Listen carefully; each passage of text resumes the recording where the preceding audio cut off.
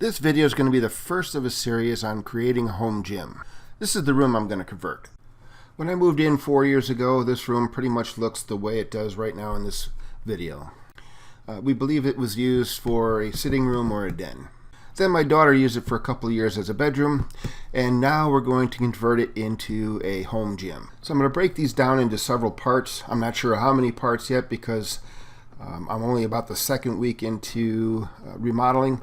So I will try and keep the videos short. I'll try and post these weekly or bi-weekly. It's very difficult to go to work, do the remodeling, do the video editing, and I'm also blogging about it on my website. So if you like reading instead of watching videos, you can check it out on my website. I'll leave a link to that in the description. First, I'll give you an idea of what upgrades we're doing. I'm going to be replacing the floor with either oak hardwood to match the rest of the house, or we might do a Berber carpeting. We thought about doing the rubber flooring. One, it's pretty expensive, and two, if we ever want to use the room for something else, then that might not be a good choice. Then I thought about the pre-finished oak flooring like I have in the downstairs of the house. Then I'm worried about the oak flooring getting damaged with dropping weights or a machine moving and gouging the floor, so we're probably going to go with the Berber. I'm going to be removing all the trim, the base molding, and the casing. The previous installers caulked all of the trim with silicone caulk, so it can't be repainted. So I'm going to have to pull that apart. I'm going to try and reuse it, but if I can't get the silicone off the trim, I'm going to have to replace it.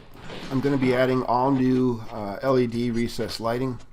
For the fireplace, I'm going to cover it with natural stone and extend it all the way to the ceiling. I'm going to install a flat screen TV and install an outlet behind the TV to keep the wires hidden. I'm going to replace all the outlets and switches with Decoras.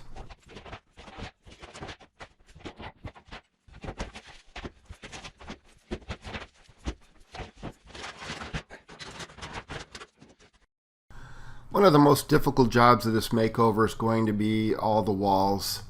They have a textured finish which I do not like. So I'm going to have to skim coat all the walls. They also painted everything with semi-gloss paint. I have a lot of patching to do anyways, so everything will get repainted. Before I remove the base, I'm going to cut the caulk. The reason why I'm doing that is so I don't pull the paper away from the wall when I start removing the base. If I tear the paper, then I got to go through a lot of steps in repairing that before I can even start taping.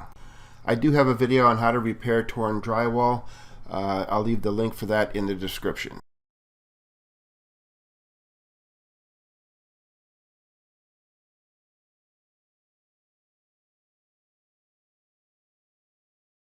I'm also going to remove the hearth. I'm going to replace it with a brighter porcelain tile that looks like marble.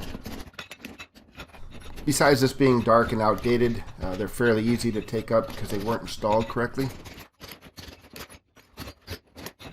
These tiles were designed to be set in mortar, not glue or mastic. If you look at this tile right here with all the grooves, you can see that the glue didn't get very good coverage there, probably not even a 10% coverage, so these were really easy to pull up.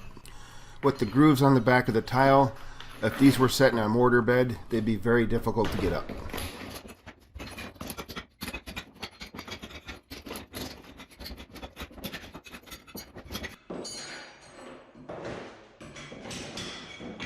The mantle on this fireplace is made with solid walnut, so I'm going to be careful in taking it apart, and I'm going to repurpose it somewhere else or in another project.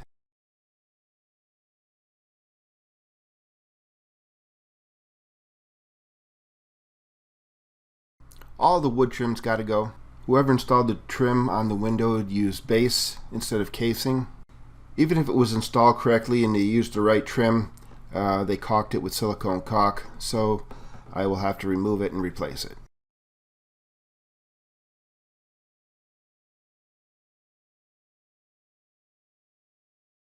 I'm going to cut the caulk here for the same reasons as I did for the base.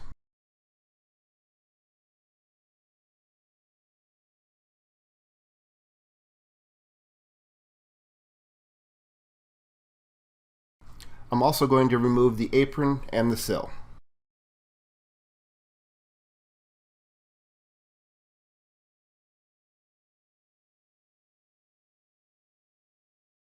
I'm glad I had to remove all this because I didn't insulate the windows.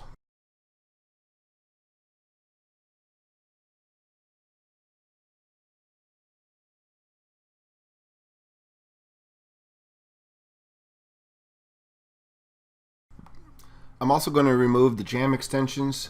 They're installed too far out. They should be flush with the drywall.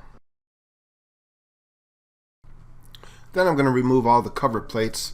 I'm eventually going to remove the outlets and the switches. However, I'm going to leave those in now so I have power, and then I won't have to worry about covering them or protecting them, and I'll change those out at the end.